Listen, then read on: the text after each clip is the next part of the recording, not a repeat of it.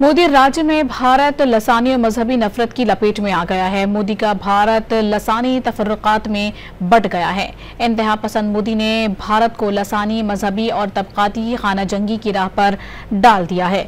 मोदी के भारत में गांव रक्षकों की गुंडागर्दी के बाद अब लसानी दहशतगर्दी आम हो चुकी है।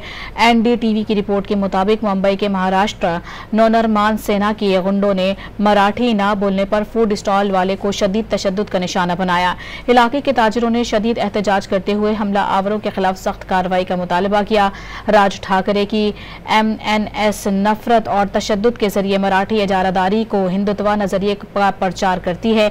लसानी तासुब और मजहबी जुनूनियत राज ठाकरे की सियासत का बुनियादी महवर रहा है, जिसे अब खुलेआम अपनाया जा रहा है। मोदी राज ने ऐसा साजगार माहौल फराहम किया जहां MNS जैसी शिद्दत पसंद पार्टी जबान की बुनियाद पर खुलेआम जुल्म ज्यादती कर सके। आज का भारत लसानी गुंडागर्दी, मजहबी जुनूनियत और जात पात के जहर में डूब चुका है। भारत में हिंदुत्व का जुनून अब गाय, अजान और जय श्री राम के नारों से आगे बढ़कर लसानियत पर आ चुका है।